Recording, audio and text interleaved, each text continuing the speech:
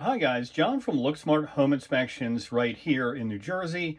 And on today's video, I want to go over some of the things that would make me pause if I was looking at a house.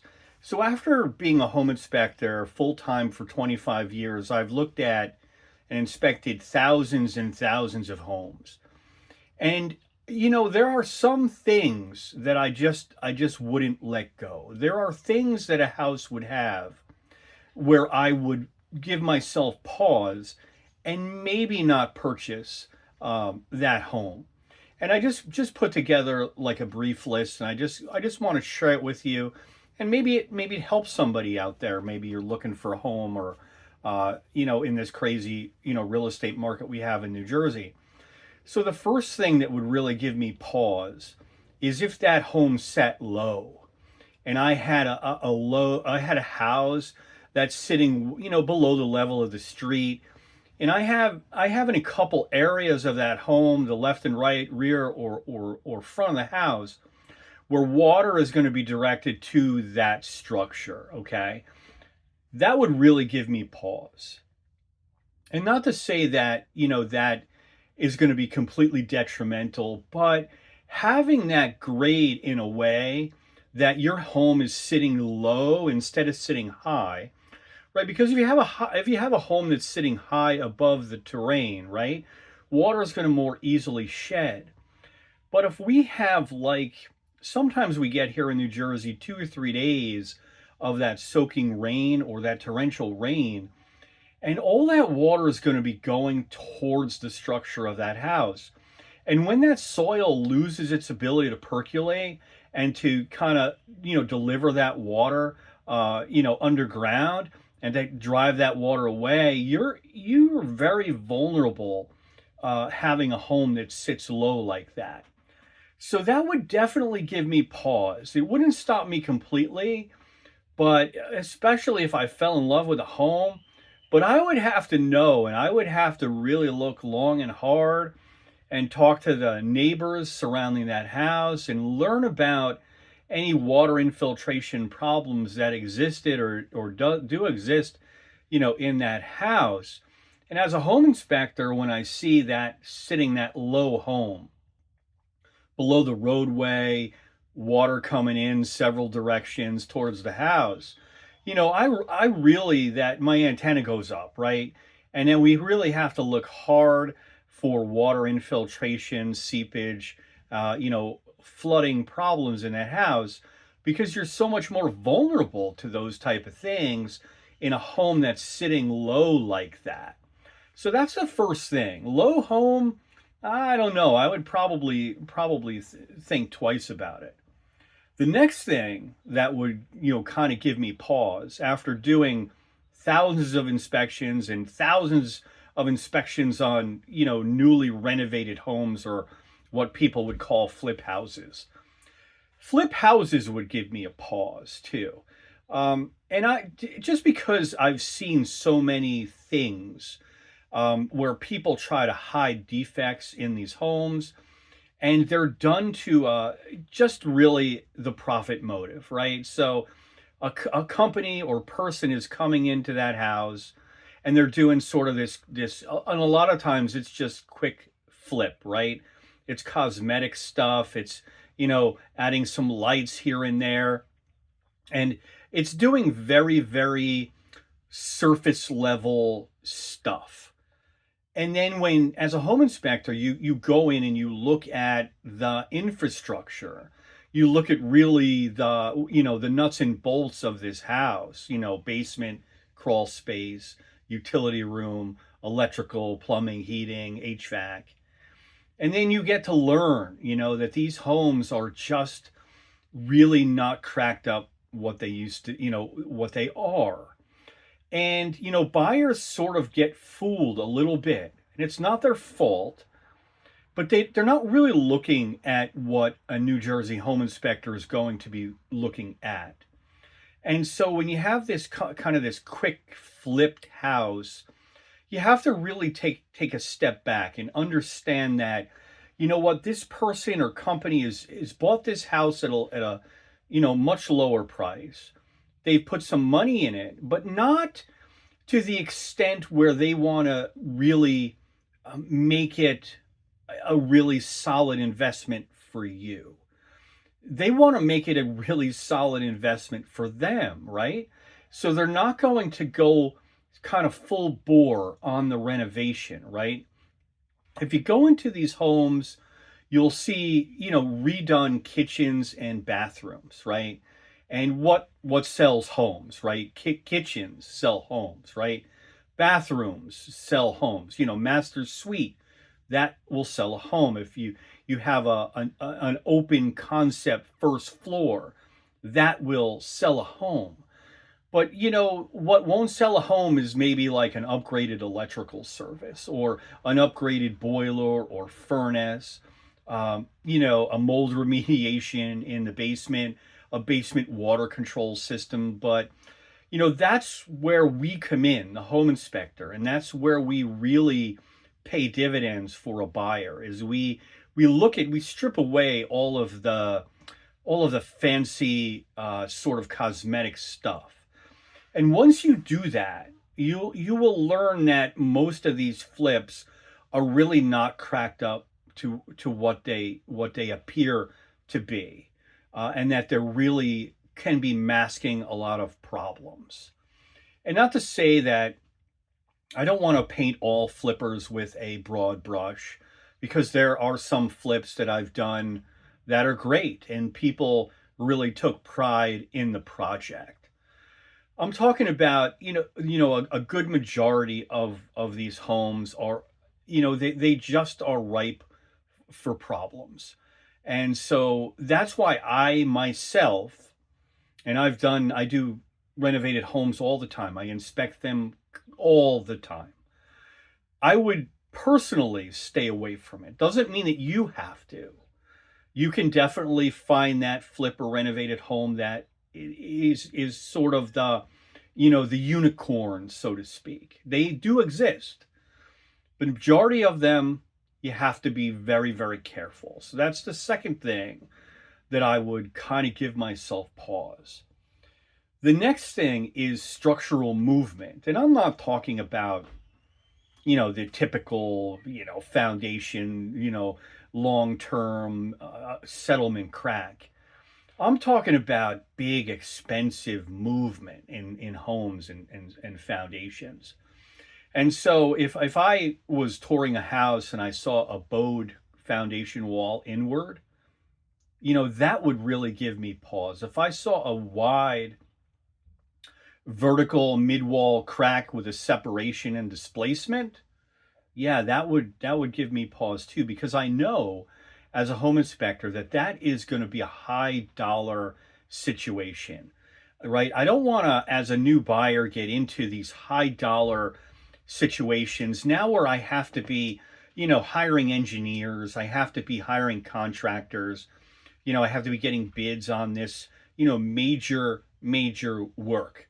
And so when I'm talking about structural movement, I'm not talking about the run of the mill normal settlement that we see in homes, right? Most of the homes are going to have some type of settlement and movement. Now, that's not what I'm talking about.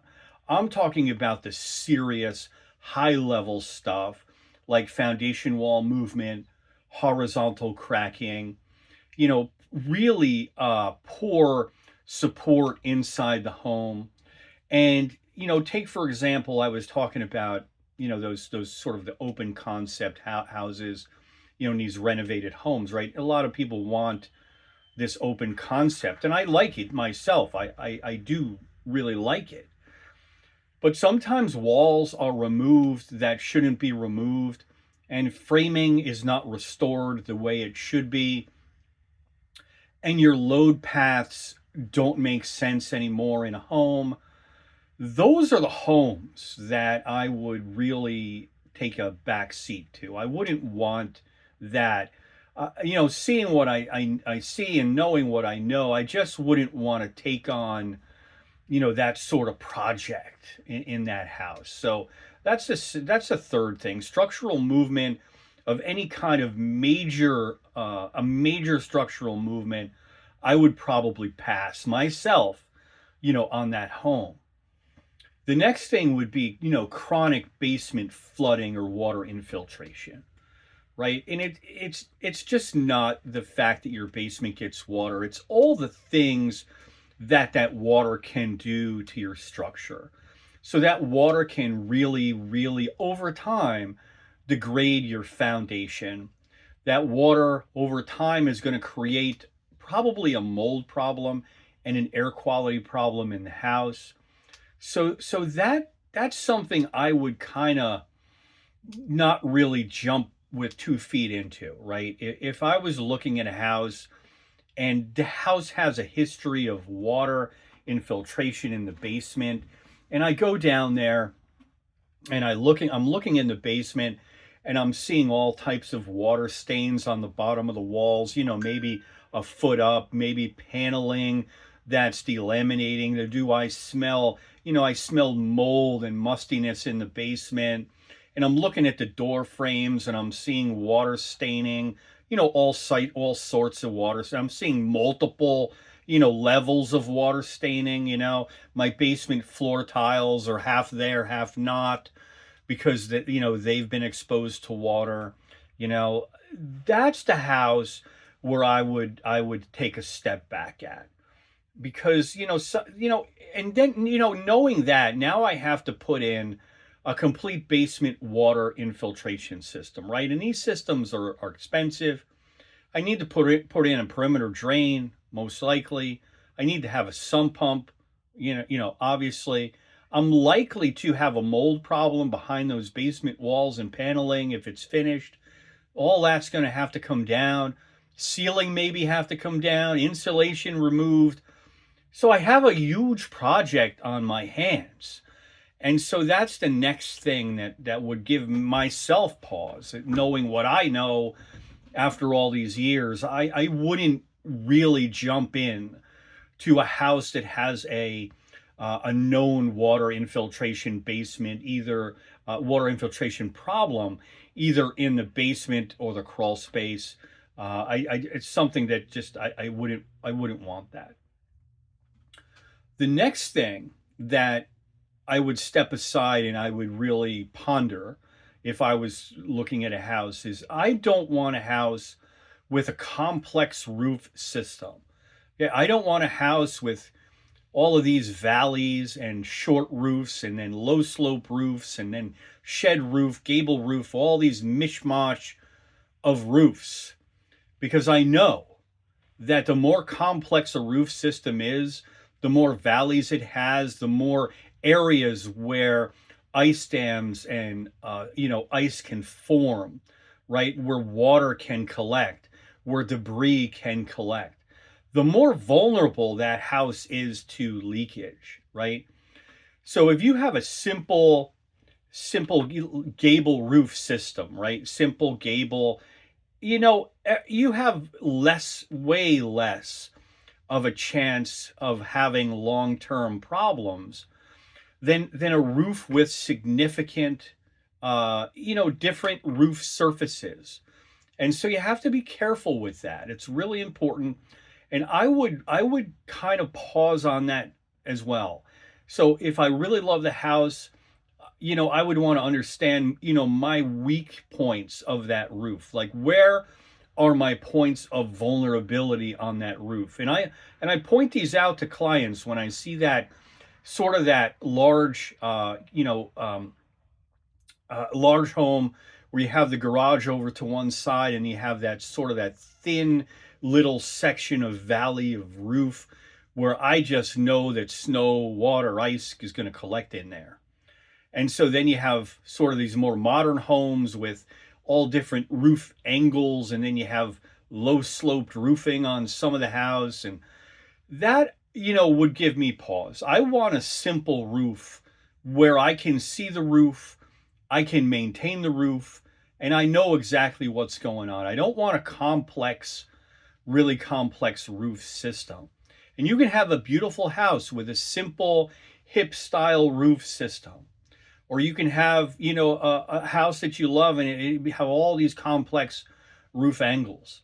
So if I had a choice, I would go and buy the home with the simple roof system versus the complex, because it's so much less vulnerability regarding, all of these different angles and areas and valleys where, water, snow, ice, debris, can collect. So be careful with that. Those complex roof systems. The next thing would give me pause, and I see this all the time, is that people want to do their own electrical work. And I don't want to have amateur electric work in my house, especially that's unpermitted. If you can do, and you're skilled enough, and you can do your own electrical work, and then you can open a permit, and then you can have the municipal authorities inspect that work, and then you get a proper permit, that's fine. I'm not saying you can't do your own work. I do my own work, right? The problem is that people sometimes think that they are skilled electrical contractors and they do their own work, and it's just a mess. It's just a mess. And we see hi-hat lights that are a mess. We see electrical that's a mess. We see wire run and open splices that are a mess. We see old wire mixed with modern wire, no junction boxes, just a mess. There's a lot of things that can go wrong. And the electrical system is something that will burn your house down, right? Or it can injure you, right? With electric shock, right? So we have fire hazards and we have electric shocks. So we have a system in the house that really can, cause you a lot of harm. And this is different than, say, a plumbing system where you're going to have a catastrophic water leak. Now that is likely not to be able to kill you, right? If you have a supply pipe give way in a basement or a bathroom, right? Your house is going to flood. It's going to be a mess, but most likely you're going to walk out of that house in one piece. Electrical system can kill you. It can burn your house down. So if I'm in a house and I'm looking at a house and I'm seeing my home inspector is pointing out all of these amateur electric work, I have all of this mishmash, nothing really making sense. I have a lot of different electrical defects that are kind of telltale signs of amateur electric work. And if you've been doing this for a long time, you have a sixth sense about it, because competent licensed electrical contractors will do work one way and they're very pride in their work. And then you have sort of amateur handyman work where it just right away, and it's just a problem. So if I had a house where I had a lot of, not just a couple circuits, if I had just a lot of electrical homemade amateur work, I would probably think twice about buying that home, because I don't know what's lurking in the walls, right? If this is the junk that I can see, what is it that I cannot see? And that's what, would keep me up at night as a home buyer. And that's what really gets, on my radar, as a home inspector here in New Jersey for sure. The next thing is a house that's built low to the ground, right? So now I'm not saying all slab homes are problematic, but they do have their fair share of problems. And one of those problems is with a slab house is that when you have your structure, it's just a type of structure, and that's installed low to the ground, you're more vulnerable to some bad stuff happening, like termite damage, carpenter ant nesting and damage, and wood rot, right? So if I have a structure, rather than having a nice buffer zone of a foundation, right? And instead of having that nice buffer zone of a foundation, I'm down here, right? My structure is down here. My ground is down here, and maybe I have an inch, 2 inches to work with. That's not really a lot of buffer, right? So snow and ice are going to collect around the house, right? You're putting a food source for all sorts of, pests, termites, ants, other insects close to the level of the ground where these insects, that's where they live. So I would be very, very careful of that if I was buying a home. It wouldn't stop me completely, but I definitely would keep that, on my radar. This slab house has some issues that maybe a house with a nice full basement are not going to have. And the same is true with a house constructed on a low crawl space, right? So if you have a low crawl space and I have bathrooms in that area, I have a kitchen, maybe this crawl space is under an addition, right? How am I supposed to get in there and service the piping inside this crawl space? How am I supposed to, do a proper termite inspection or wood destroying insect inspection? If I'm on my stomach and I have to sort of army crawl, you cannot really service the piping and the infrastructure in some of these crawl spaces. So if you can't access it as a full size, grown adult, I would, think twice about that, because eventually bad stuff is going to happen in your crawl space. And you want to be able to have a service person or contractor get in that space to fix the problems. And even worse would be a large crawl space that my home inspector couldn't get into, right? An inaccessible crawl space. And why is that a problem? It's a problem because as a home inspector, we want to be able to tell you the problems that exist in a home. But if I cannot enter a space and I'm looking at a crawl space entrance this high, right? I can't get in there. It's physically impossible for my body to get into that space and for me to get out safely. So, having that inaccessible crawl space, having that crawl space that is really low and tight, that would definitely, give me pause for sure. The next thing that would put my antenna up is a house with a lot of termite damage that is visible. So part of what many of us New Jersey home inspectors do is part of the home inspection as a secondary type of inspection. We do a WDI inspection, or what most people refer to as a termite inspection. But there's other wood destroying insects that are, kind of under, that umbrella. So if I am on doing that inspection and I have a lot of termite damage to the sill plates or to the box plate or to the ceiling joist ends, or I'm looking at a lot of damage in a lot of areas, that would give me pause. And the reason why is because I don't know the extent of the problem.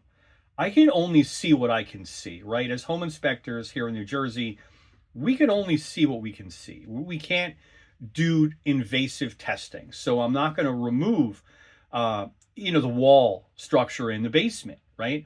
I'm not going to remove the ceiling in the basement. I don't know the extent of the termite damage that exists. And so, sure, you could treat the house all day long. You could treat the house. It's not an issue.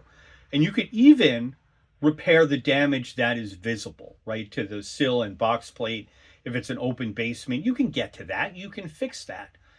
But what you can't do is understand the extent of the problem behind the walls and the finishes.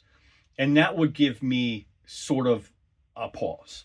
I would wonder about that. And that would probably steer me away from a house that would have an extensive amount of termite damage. So that's something too. I would also probably steer away from a home if it was myself. If the house was okay, and then I had several outbuildings that were not okay. So a lot of the older garages, they're racked and leaning and sloped, and they're just a mess, right? Over the years, nobody's done any work to them, and sometimes there's barns on properties that the roof is caving in. So what I understand now is that insurance companies, they're not going to like these outbuildings. They're just not going to like them. And they may give me a problem with insuring the property. So if I have an outbuilding, one or two, maybe three on the property, maybe it's a large property in one of the rural areas, I may not want to buy that house because that would probably mean me doing a lot of demolition or rebuilding of those outbuildings. And that's going to cost me a lot of money up front. And you can even say to yourself, well, I'm not even going to use that barn. Who cares? Just, let it fall down. Your insurance company is going to care. And I've seen this, and they do come around and they hire third party quasi inspectors, and they will actually assess, walk around your property, take pictures. And when that underwriter, sees that condition of the barn or garage or shed or whatever you have there, that can possibly be a problem. So I wouldn't stop me really from buying the home completely, but I would want to know my insurance company's opinion before I move forward. I don't want a surprise where the insurance company is going to tell me, you know what, you got to take that big barn down because the roof is collapsing. Yeah, I mean, now it's my problem, right? I don't want that problem as a new home buyer. So I would really want to sort of work that out. The next thing, and this may be controversial, I am not buying a house with synthetic stucco. I don't care if it's new. I don't care if it's old. I don't care if it's my dream house. I am not in any circumstances buying a house with synthetic stucco because I've seen too many problems with this product. And it's not the product that's really the problem. It's the installation of the product and the stucco that's the problem. I can't remember a house that I did that had a synthetic stucco cladding that didn't have a number of installation defects. So the problem with this product is that if water makes its way behind it, right? And it's like a styrofoam product, you knock on it, it's hollow. And water gets in there, I don't know that water is there. And over the years, it's basically has the ability to rot out my house, causing havoc and possibly mold problems, in my wall cavities, right? That's a problem I'm not willing to take. You may want to take that if you're buying a home that has synthetic stucco, and please, by all means, go ahead. I'm just talking about my opinion. I don't want that. I don't want the headache of that. I don't want that in the back of my mind going, are there small openings that I missed where water can enter behind this stucco product and where I can't see it? So there's a, homes that have like one facade, say the front stucco. Okay, I get that. But if my house is an entire synthetic stucco house and I'm spending a fortune on it, I'm going to think twice. And if I go ahead and go through the process, I'm going to hire an expert in synthetic stucco, and I'm going to do moisture testing periodically to determine if I have a problem behind that stucco. Because home inspectors here in New Jersey, we're only going to be able to see the visual defects in that synthetic stucco, right? I can tell you, oh, synthetic stucco is touching the roof here. We don't have the proper kick-out flashing or diverter here. Your stucco's, not high enough offset off the patio or porch. We have damage over here. Your penetrations aren't sealed properly. But I don't know what's going on behind there. I have no idea. And that I don't want to guess. I would definitely get myself probably, for sure, not probably, a synthetic stucco inspection by a stucco expert. And I got to tell you, insurance companies don't want these stucco homes either. And if you're buying one of the stucco houses, synthetic I'm talking about, I'm not talking about hard coat. So understand there's a difference. That has its own problems, but not like this. So if I have a synthetic stucco house, I'm checking with my insurance company and I'm determining, am I going to pay a premium because I'm choosing a house with this product on it? And sometimes you will pay a premium, and sometimes you won't even be able to get insurance via some of the companies. So be careful if you're definitely thinking about that.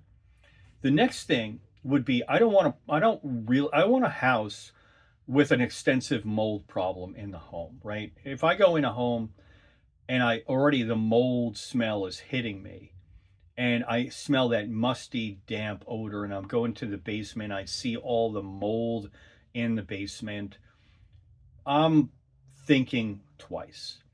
I don't want that air quality problem. I don't. You can hire mold remediators to do this type of thing, but it's hard to really do that and get all of it. You don't know what's behind the walls and the ceiling and the insulation. You know, if you see a visible mold problem to the extent where you have to wear a mask or something in a home, you probably maybe want to think twice about that house. That house is going to be very difficult to remediate, in my opinion. And all this is just my opinion of, years and years I've seen all these problems. I would probably think twice about that house, especially, if I have a family. I'm not bringing a young family into a house that's just, infested with mold, either in the basement, in the crawl space. There's other houses to buy. So I would really think twice about that. And on the same lines of that is significant rodent infestations. Like I've been in homes where I've inspected where the rodent infestation is so bad, it's just there's droppings just everywhere. I don't want that. I'm not doing that. I'm not doing that. Even if I love the house, I'm not doing that. Rodents, they can cause so much damage, and they're just so unsanitary. All the urine that they excrete, all the droppings that they excrete, none of this is going to make for a very healthy environment, especially if it's all over the place. And sometimes you have it in the basement, in the kitchen, in the cabinetry, in the attic. It's just basically, in the garage, it's just basically everywhere. And rodents can do a lot of damage to electrical wiring. And they can chew and gnaw on that wiring until you can have, a really significant safety hazard. And the insulation in the house will most likely all have to be removed because that's all contaminated too.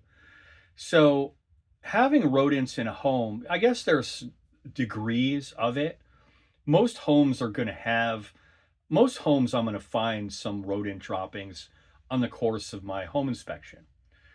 But to the extent where it's just all over the place and I know that there is a significant infestation in this house, I would probably think twice. I wouldn't want that problem because I know how difficult that problem is to clean up properly and what those rodents can be doing behind the walls, to the electrical wiring in the home. So I definitely wouldn't want to do that.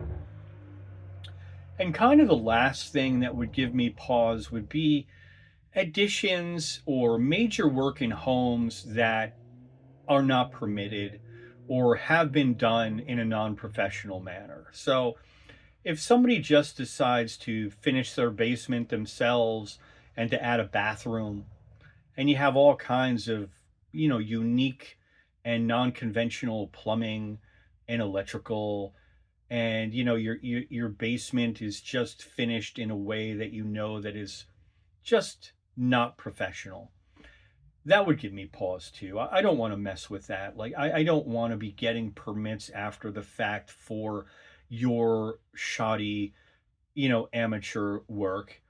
And look, you can do your own work in a house. You can do it, just do it correctly. Do it with the proper permits. Do it up to code. So, have the close the permit once you do it, right? So if you're adding a bathroom to the basement, you open the plumbing and electrical permit, and then you go ahead, you have the town inspector come in. Maybe he comes in twice, maybe once, but at least he's inspecting before the walls come up. He's inspecting the plumbing, inspecting the electrical, and making sure that's up to code and is safe. So if I see a lot of amateur work in a home, and people pouring their own foundations and doing their electrical work, or taking down walls that I know are load bearing without proper, supporting of the load path, that's going to really, that's something I don't want. And I'm not messing with that if I'm a buyer. And that's where a good home inspector really comes in too, is to identify those things as sort of non-professional and amateur work, and to point out the things that may not have been permitted properly. So you guys can certainly go back, everything is public record, and to see if the permits were opened and closed for that, those specific things. And, you do that. You should definitely do that. I tell my clients to do that. It's just really, part of the due diligence. But we don't really want a ton of non-professional work in a home when it comes to electrical, plumbing, and structure. Like, just, be careful. So guys, those are a few of the things that would maybe give me pause if I was looking for a house here in New Jersey, regarding, what sort of red flag things where I would say, what, let's take a breath, let's dial it back, and I really need to think about this before I go ahead and move forward. Like, these are the things that sort of would sort of raise a red flag for me. Not all of them would be, don't buy this house or run away from this house, but these are some things that would, I would think twice about. And I think that's important for you guys to understand too. And maybe when you're looking for homes, you come across, this list of things that would give me, sort of trepidation, and maybe that would help you in your buying decision. So anyway, longer video than I expected. But thank you for watching, guys. If you have any questions, just reach out. John here from LookSmart Home Inspections, and we'll see you next time.